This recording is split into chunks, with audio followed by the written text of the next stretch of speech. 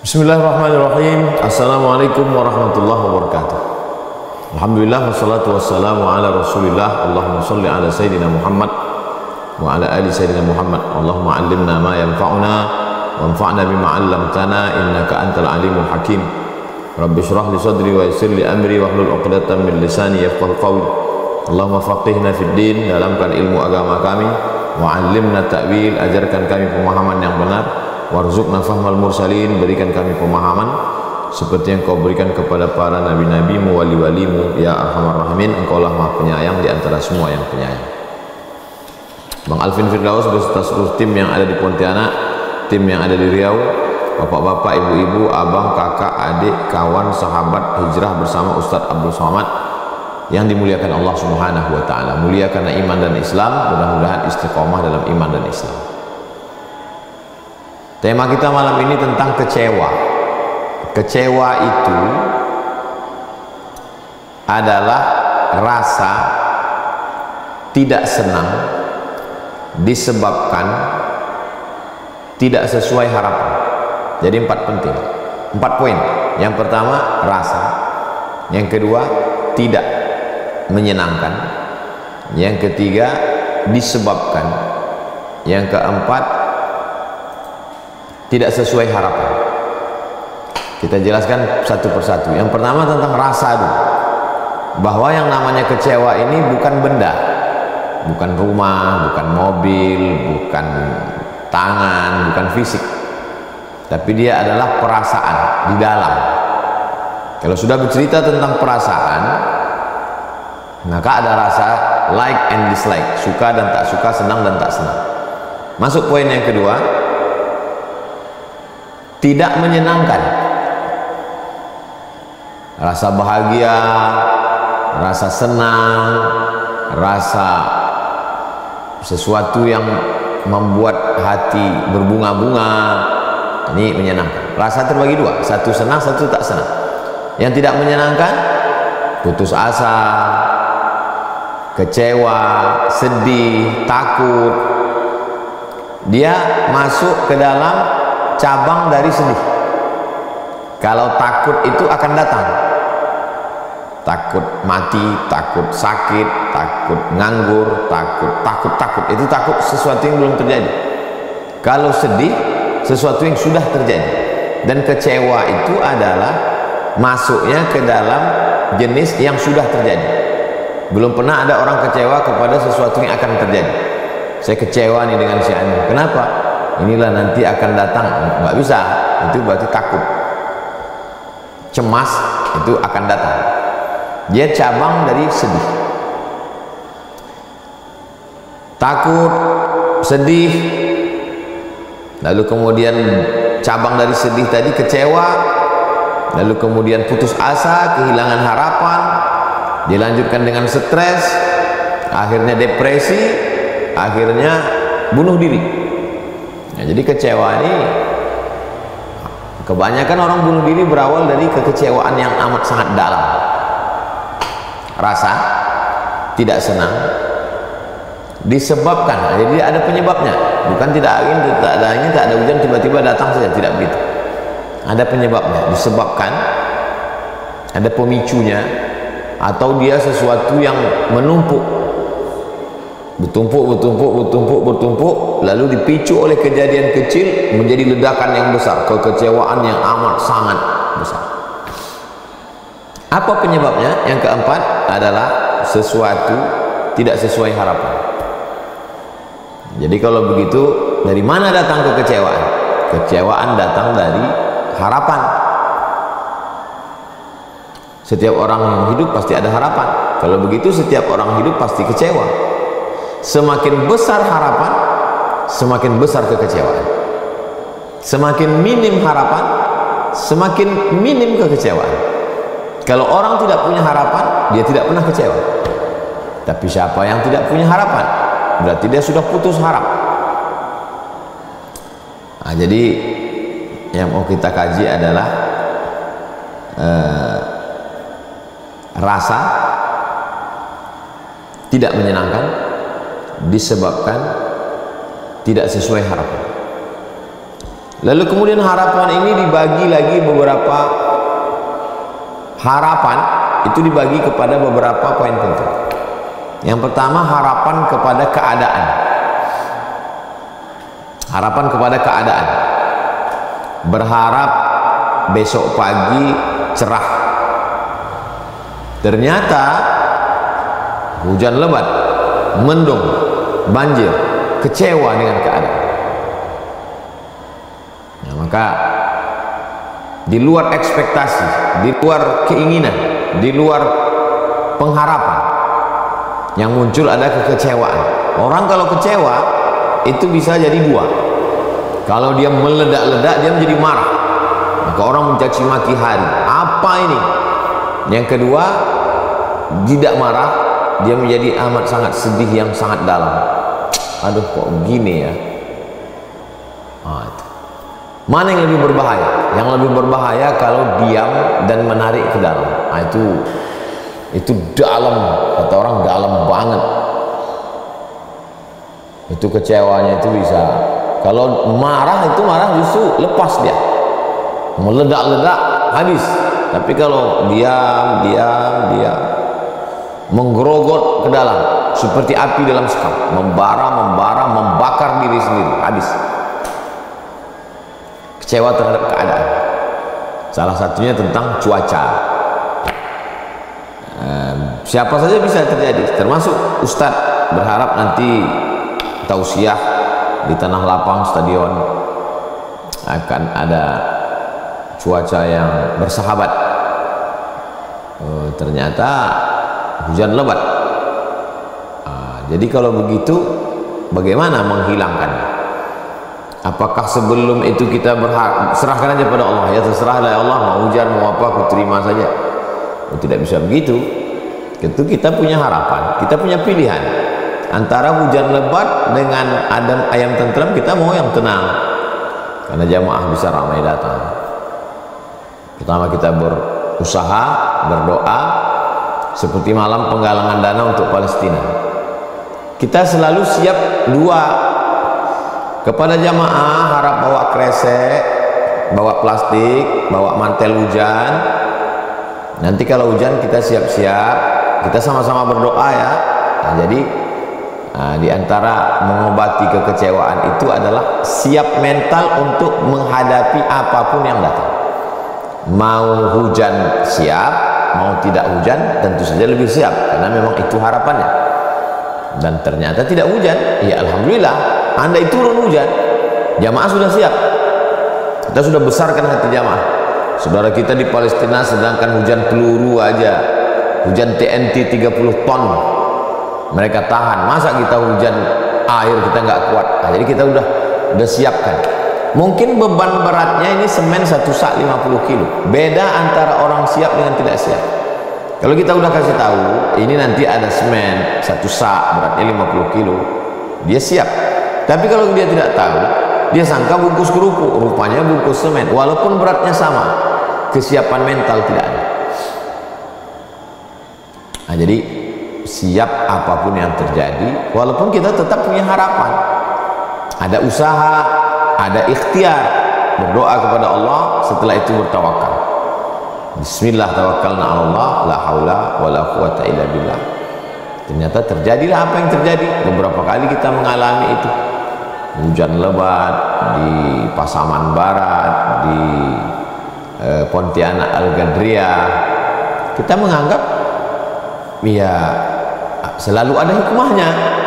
Allah mau menunjukkan siapa yang kuat ngaji antara orang yang hanya sekedar basa-basi yang memang betul-betul ngaji. Oh, ternyata beginilah kuatnya orang Pontianak di depan istana Al-Gadriah, tidak beranjak sedikit pun. Oh, ternyata beginilah waktu di Lampung, di Tanah Lapang tentara itu. Begitu juga di Pasaman Barat, tidak beranjak sedikit pun, basah-basah semua. Dan di beberapa tempat lain yang mohon maaf kalau jamaah ingat saya terlupa. Jadi selalu ada hikmah yang diberikan Allah bagi orang yang memandangnya dengan pandangan hikmah. Tapi kalau pandangannya adalah pandangan kemarahan, marah itu sendiri adalah efek dari kekecewaan, dan kecewanya itu mungkin pertama kecewa sama panitia. Kenapa panitia tidak menyiapkan tenda? Kenapa? Akhirnya kita menyalahkan orang, dan ujung-ujungnya nanti menyalahkan, na'udzubillah, menyalahkan Tuhan, menyalahkan Allah. Kenapa ini pengajian orang nuntut ilmu kok begini, sementara yang konser kok jadi kemana-mana jadinya. Jadi itulah maka dalam Islam ini ada namanya takdir, antu'mina billah wa malaikatihi wa kutubihi wa rusulihi wal yawmil akhir wa bil qadari khairihi wa syarrihi. Beriman kepada Allah, malaikat, kitab, nabi, hari kiamat, dan takdir baik, takdir buruk, dan semua itu pasti ada hikmahnya. Jadi siap hidup, siap punya harapan, siap menerima kekecewaan, siap menerima apapun yang terjadi, dan dibalik kekecewaan itu ada pahala. La yusibul mu'min min nasabin wala wasabin wala saqamin wala hammin. Susah hati, kecewa termasuk bagian dari susah hati. Mungkin di awal itu ada kekecewaan, loh kok gini ya, tapi kemudian kita membesarkan hati kita, oh ini sudah tetapan dari Allah, kita kan udah usaha, kita sudah doa, maka dia pun juga menjadi bagian pahala. Jadi pahala bukan cuma sekedar sholat, baca Quran, zikir. Mungkin dengan itu kita malah banyak berdoa, kalau tidak kita biasa-biasa aja.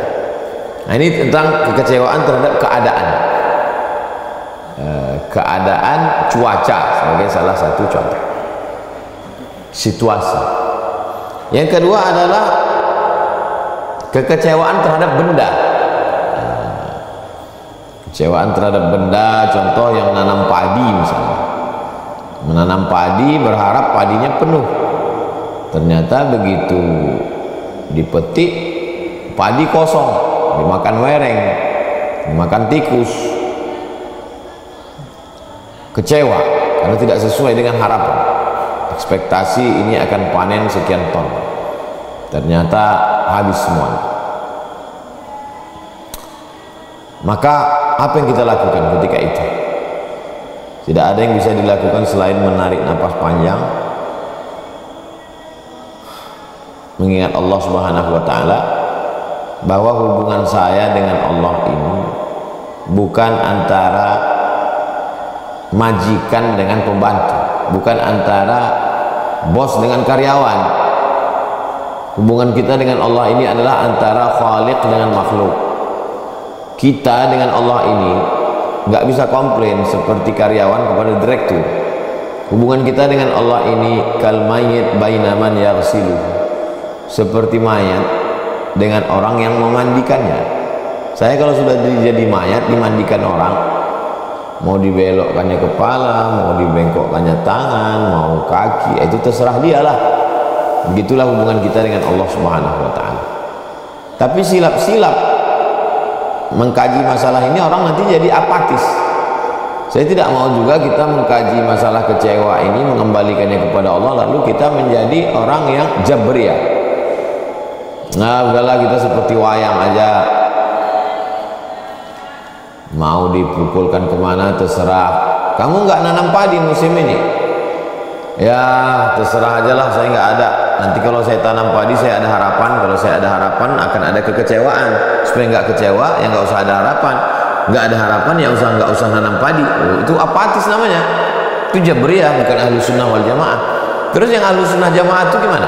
Tetap tanam padi, cari bibitnya, siapkan tanahnya, sawahnya, dibajak, dipupuk, ditanam.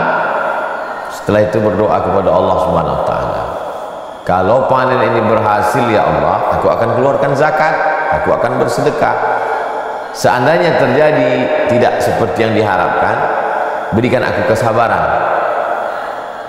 Maka kita benar-benar siap menerima apapun yang datang. Ditakdirkan Allah Subhanahu wa ta'ala, ternyata targetnya panennya 2 ton, ternyata 5 ton. Makin besar syukurnya, makin tinggi zakatnya, makin banyak sedekahnya, makin banyak alhamdulillah. Ternyata target 2 ton yang dapat cuma 100 kilo. Untuk pupuk, untuk upah bajak pun tak dapat. Berarti Allah sebenarnya ingin kasih pahala dari pintu lain. Kalau pintu yang pertama itu pintu syukur, pintu yang kedua ini namanya pintu sabar. Ada dua pintu, pintu kanan, pintu kiri. Kalau dapat banyak pintu syukur, dapat kurang pintu sabar. Makin banyak kurangnya, makin tinggi sabarnya, makin banyak pahalanya. Innama yuwaffas shabiruna ajrahum bighairi hisab. Nah, ini tentang masalah benda. Benda ini banyak sekali cabangnya. Beli motor, rencana dapat motor yang bagus, mau pulang Idul Fitri, pulang ke kampung, ternyata second pun tak dapat. Akhirnya rental, ternyata rental motor yang udah banyak dibolak-balik dipakai orang, di tengah jalan rusak, mati. Sampai ke rumah orang sudah sholat Idul Fitri. Itu kecewanya luar biasa itu. Kecewa nanti ditanya orang, kecewa tidak sempat bersalaman, kecewa berubah menjadi marah. Bisa dibakarnya, bisa dicampakkannya, bisa ditendangnya, bisa mengamuk, bisa nggak jadi pulang. Tapi bisa juga menjadi diam, menggerokot dia ke dalam. Aduh, kok gini ya. Akhirnya sedih, nangis, putus asa, kehilangan harapan, tidak ada lagi masa depan. Nah, itu. Makanya yang bisa menguatkan itu, ya kalau orang yang tidak terikat dengan Islam, dia pasti akan mengatakan, psikolog-psikolog yang nasionalis, dia akan mengatakan kembali ke agama masing-masing ya Bapak Ibu. Tapi kalau kita sebagai seorang muslim, ya kembalinya inna lillah wa inna ilaihi raji'un. Innallaha katabal maqadir. Allah sudah menuliskan takdir 50,000 sana, 50.000 tahun qabla an yakhluqas samawati wal ard, sebelum Allah menciptakan langit dan bumi. Apa yang saya alami hari yang terjadi ini sudah ditetapkan Allah Subhanahu wa taala. Saya jalani saja. Saya kan sudah ikhtiar, saya kan sudah usaha. Terus apa bedanya dengan Jabriyah aliran sesat, Ustaz? Jabriyah itu sebelum usaha sudah berserah duluan. Kalau ahlu sunnah tidak. Ahlu sunnah itu ada al-kasbunya. Kasbu itu usaha. Udah usaha, kerja, pasang target, ternyata tidak sesuai. Ya tidak ada jalan lain kecuali ridha, menerima ketetapan Allah. Itu menghilangkan kekecewaan. Selalu ditancapkan ke dalam kepala bahwa ini sudah tertulis 50.000 tahun sebelum Allah menciptakan langit dan bumi. Setiap terlintas kekecewaan, pukul dengan itu. Begitu datang dia terlintas, langsung segera pukul. Wasta'inu bis sabri, tahan, wassalah. Salat, ya makna salat, ambil wudhu, salat. Salat makna yang lain adalah zikir, ingat Allah. Salat maknanya doa. Salat memang betul-betul salat, ambil salat sunat, berserah, salat sunat duha, kalau malam salat sunat tahajud, salat sunat hajat, salat sunat taubat, salat sunat mutlak, salat sunat minta supaya diberikan Allah kekuatan. Salat maknanya zikir. Subhanallah wa bihamdihi, subhanallahil azim, Allahumma shalli ala sayyidina Muhammad. Menguatkan hati. Salat dengan makna doa. Ya muqallibal qulub, engkau yang membolak-balikkan hati, kuatkan aku ya Allah, kuatkan aku ya Allah, kuatkan aku ya Allah. Kembalinya memang mesti kepada Allah Subhanahu wa taala. Setiap kali pikiran itu berkalau-kalau, kalaulah kemarin, kalaulah kemarin, kalaulah kemarin. Kalau itu adalah pintu setan masuk, kunci pertama kalau. Maka kalaunya itu dibuang. Orang yang sibuk berzikir tidak sempat dia berkalau-kalau. Subhanallah bihamdihi, subhanallahil azim, subhanallah bihamdihi, subhanallahil azim, subhanallah bihamdihi, subhanallahil azim. Atau dia istighfar, astaghfirullahalazim, astaghfirullahalazim, astaghfirullahalazim, astaghfirullahalazim, astaghfirullahalazim. Nah, jadi kalau dia pergi ke rumah-rumah spiritual, nanti masternya akan mengatakan, pejamkan mata, kosongkan pikiran, jangan ingat apapun, hilangkan semua, konsen pada nafas, tarik nafas, tahan sejenak, hembuskan nafas dari mulut. Sebenarnya dia ingin mengalihkan konsentrasi kita yang sebelumnya kita konsen terhadap masalah kita itu. Kenapa kemarin aku investasi ini, kenapa kemarin ini, kenapa nggak dengar omong ini, kenapa nggak di sini. Itulah yang jahat di kepala itu. Makanya selalu mereka mengatakan how you can stop your mind. bagaimana Anda bisa menghentikan pikiran Anda, karena yang jahat itu pikiran. Akhirnya diajak untuk mendengar gemericik air terjun, mendengar suara kicau burung, memperhatikan hembusan nafas, tarik, hembus. Sebenarnya kita sedang diajak untuk out the box, keluar dari kotak. Ini ibarat kita di dalam kotak, ada gas bocor di situ. Jadi si master ingin mengajak keluar dari ruangan gas bocor ini, pindah ke ruang lain dengan cara memperhatikan nafas, dengan cara menyebut nama-nama tertentu. Kalau di dalam Islam kita disuruh baca Quran, ketika kita baca Quran kita fresh karena kita udah keluar dari situ. Bismillahirrahmanirrahim, Yasin wal Qur'anil Hakim, innaka laminal mursalin ala siratim mustaqim. Ini udah stop ini. Makanya baca Quran itu dengan suara. Bingung saya Pak Ustaz, kata Habib ini banyak sholawat. Allahumma sholli ala sayyidina, Allahumma sholli ala sayyidina Muhammadin tibbil qulubi wa dawaiha. Sebenarnya Habib ingin mengeluarkan kita dari kotak kekecewaan itu dengan cara sholawat. Pergi ke orang tarekat, kata Syekh tarekat, banyak zikir Allah Allah Allah Allah Allah Allah Allah Allah Allah Allah. Sebenarnya mereka ingin mengeluarkan kita dari kotak kekecewaan itu dengan Allah Allah. Nanti pergi ke ustaz ini, kata ustaz, baca zikir pagi petang, habis subuh zikirnya ini, habis asar ini.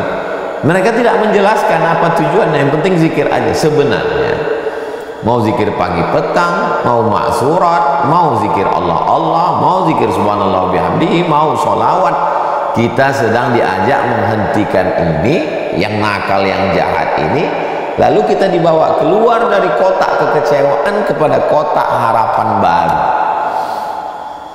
Begitulah hebatnya Islam. Ini kecewa terhadap benda. Benda apa aja yang kita kecewakan? Terhadap rumah, terhadap kendaraan, terhadap perhiasan, terhadap kehilangan, terhadap bangunan dan lain-lain, kekecewaan. Yang ketiga adalah kecewaan terhadap person, orang. Kecewa terhadap pasangan, berharap pasangan itu ya yang wah, sesuatu yang tidak salah, namanya manusia tetap ada harapan-harapan. Tapi lalu kemudian yang maka muncul kekecewaan. Beda sama benda. Kalau benda tak bisa kita rubah, tapi kalau manusia dia bisa dirubah. Maka ada nasihat, ada perubahan terhadap anak. Anak disekolahkan, habis sekolah dipondokkan, habis pondok dikuliahkan, ternyata pulang tidak seperti harapan teman-temannya, muncul kekecewaan. Maka di sana ada nasihat. Nasihat bisa langsung dari mulut sendiri, nasihat dari orang lain, disampaikan bahannya dari kita, tapi lisannya pinjam lisan orang lain, lisan ustadz, lisan tokoh masyarakat yang menyampaikan ke dia bahwa ayah kamu, ibu kamu itu harapannya besar ke kamu. Lalu kemudian introspeksi diri, ini jangan-jangan karena saya kasih makan haram, jangan-jangan dulu saya juga kepada orang tua saya mengecewakan, sehingga kalau hari ini saya dikecewakan, ya ini cara menebus dosanya. Karena di antara dosa durhaka pada orang tua itu, kita juga akan mengalami hal yang sama. Itu DP-nya di dunia, di akhirat mudah-mudahan Allah mengampuni.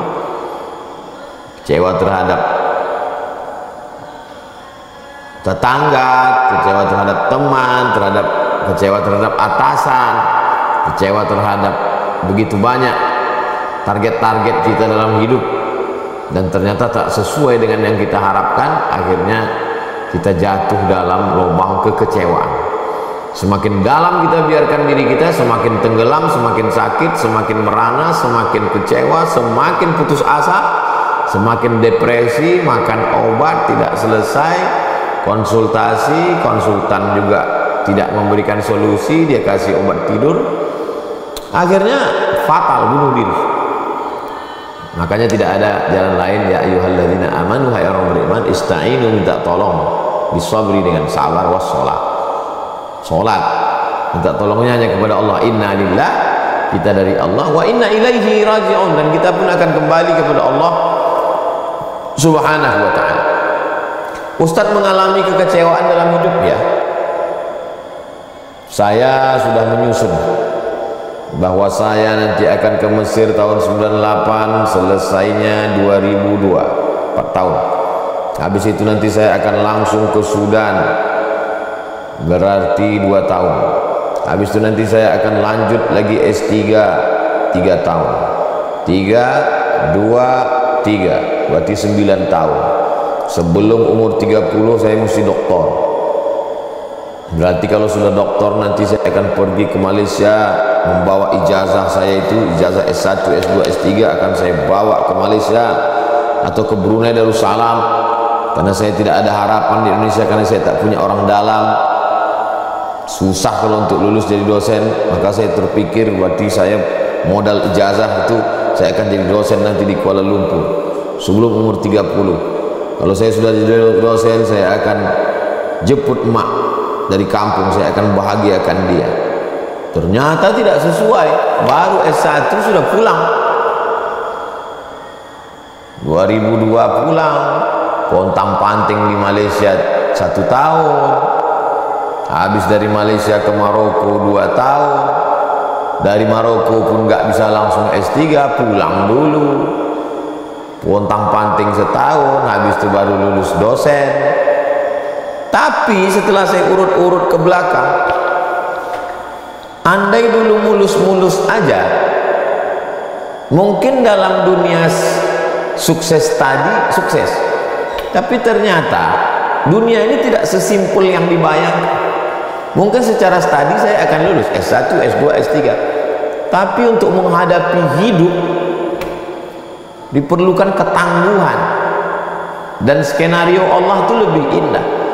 Dibuatnya saya di Malaysia dulu, transit dulu di UKM, tinggal di Kajang, merasakan universitas yang paling berhasil mendidik adalah universitas penderitaan, mengalami berbagai macam untuk lebih menguatkan. Pergi ke Maroko, pulang dari Maroko, sempat di Jakarta, di Bogor, lalu pulang ke Pekanbaru jadi dosen, habis itu baru S3. Jadi setelah direnung, bandingkan antara proposal kita dengan yang dituliskan Allah, oh lebih hebat yang punya Allah.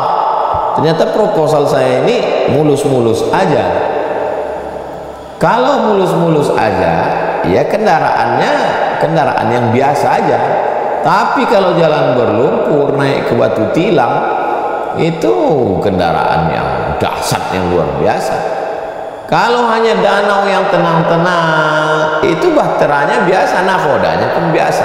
Tapi kalau angin puting beliung, karangnya tajam, kapalnya tangguh, nakodanya pun luar biasa.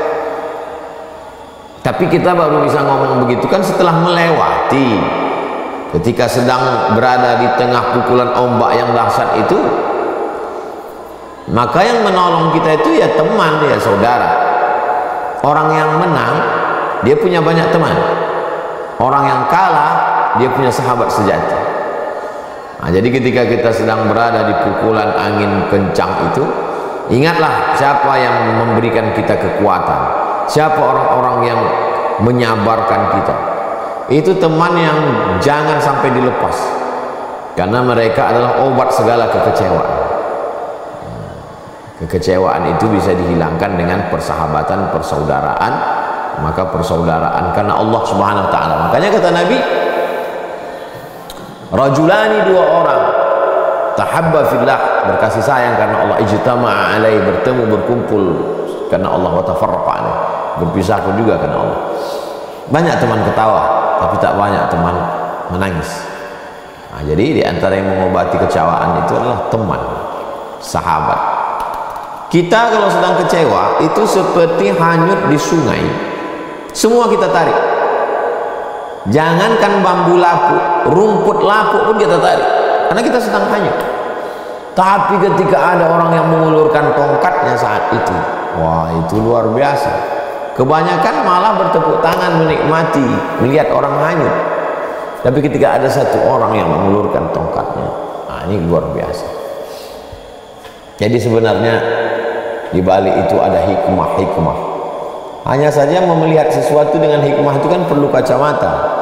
Bagaimana kita bisa nampak hikmah kalau kacamatanya belum kita pasang? Andai kacanya ada pun mata kita tertutup, karena kita sedang kalut, sedang galau, sedang susah. Ada orang lain yang menarik tangan kita keluar dari tempat itu.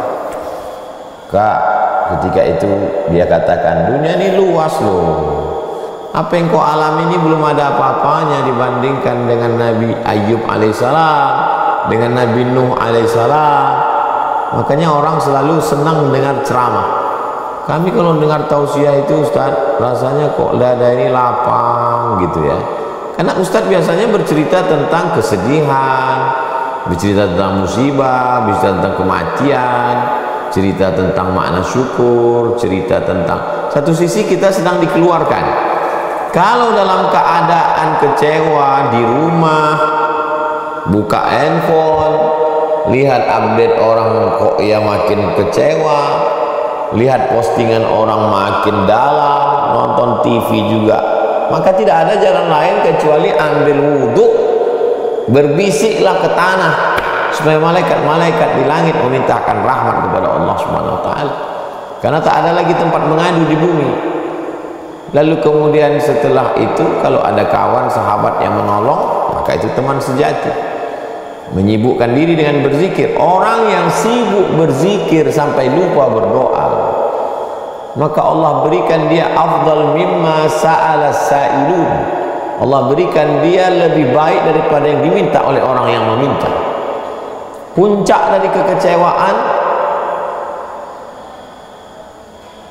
adalah kecewa kepada Allah Subhanahu wa taala. Na'udzubillah. Hilang-hilang timbul Tuhan itu dalam pikiran. Nah, maka disitulah diperlukan kekuatan yang luar biasa. Jangan sampai ikut bisikan setan. Segera mandi taubat, segera ambil wudhu, segera gelar sajadah, segera salat sunat taubat. Kalau pagi duha, kalau malam tahajud, baca Al-Quran, berzikir, afdal zikri la ilaha illallah, minta kekuatan kepada Allah Subhanahu wa taala. Maka dia ibarat kopi yang sedang diaduk. Kita biarkan sejenak, dia hening, lalu kemudian turun, ampas-ampasnya turun, dia akan bening kembali. Makanya ada orang yang mengatakan biarlah waktu yang akan menjawab. Itu betul, karena tak bisa kita paksakan. Kita paksa hari ini harus bening, harus jernih, nggak bisa. Ibarat menggali sumur bor yang baru, yang pertama itu mungkin butek, yang kedua mungkin bau, tapi nanti sehari, 2 hari, 3 hari dia akan bening dan jernih. Sofaul qalb, hati yang tulus, hati yang benih, hati yang jernih, hati yang bening. Allah berjanji walladzina jahadu fina, orang-orang yang bermujahadah melawan semuanya itu fina untuk datang ke tempat kami, lanahdiyannahum subulan, kami akan menunjukkan. Dan memang ustadz itu diberikan Allah kekecewaan. Kenapa? Karena orang kecewa akan ngadu ke ustadz. Gimana kalau ustadz tidak pernah kecewa? Dia nggak tahu rasanya kecewa, apa obat kecewa, bagaimana menghilangkan kekecewaan. Allah membuat saya pernah kecewa kepada keadaan, kecewa kepada benda, kecewa kepada orang. Supaya apa? Karena saya tempat mengadu orang. Ketika orang mengadu, yang kau rasakan itu belum apa-apanya dibanding kecewa aku dulu. Nah, jadi selalu ada hikmah yang diberikan Allah. Sudah berakhirkah kecewaan itu? Belum tentu. Hidup kita masih panjang. Makanya jangan menulis biografi orang hidup, karena belum tentu husnul khatimah. Makanya yang paling bagus diteliti itu orang yang sudah mati, meninggal dunia. Buya Hamka, Buya Muhammad Nasir, Kiai Haji Ahmad Dahlan, Hadratus Syekh Muhammad Hashim Asy'ari. Itu memang sudah lolos dia dari kekecewaan-kekecewaan.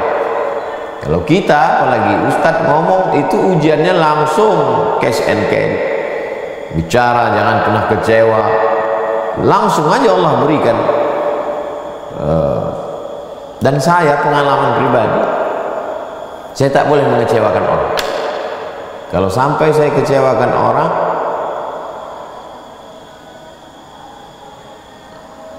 terasa tek ya, ini nanti kau pasti kecewa nanti. Dan tak lama saya berangkat dari Pekanbaru, macet, sampai di lokasi tempat acara sudah jam 9, orang sudah nunggu dari maghrib. Berarti orang sudah duduk di tanah lapang 2 jam. Pilihan saya 2, makan di tempat panitia atau langsung tausiah. Bagi saya makan bisa ditunda, saya bisa nahan makan. Orang banyak ini kasihan.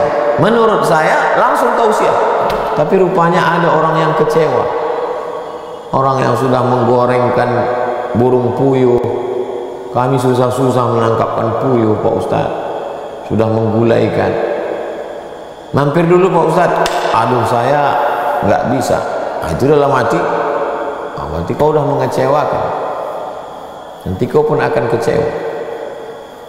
Betul, pulang sampai ke rumah, Ustadz tadi waktu nyuci mobil kaca depan tuh rupanya retak. Oh kan betul, tak boleh mengecewakan orang. Nah jadi Ustadz memang selalu diberikan Allah teguran yang langsung. Supaya apa? Supaya dia juga halus ketika mengambil tindakan. Belajar dari hidup, belajar dari buku sudah, belajar baca kitab, disertasi sudah menulis, tapi belajar dari hidup. Kalau bahasa Minang, alam takambang menjadi guru.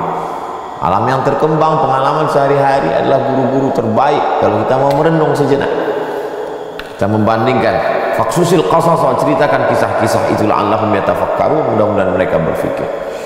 Jadi kalau kita kecewa dengan keadaan, apa yang kita alami belum ada apa-apanya dibandingkan Nabi Ibrahim, belum ada apa-apanya dibandingkan dengan Nabi Ayub, belum ada apa-apanya dibandingkan dengan Nabi Yusuf, belum ada apa-apanya dibandingkan dengan saudara kita di Palestina hari ini. Kalau mereka tidak kecewa, kenapa kita mesti lebih kecewa? Siapa kita? Saya kembalikan ke Bang Alvin. Kita akan teruskan dalam interaktif. Terima kasih.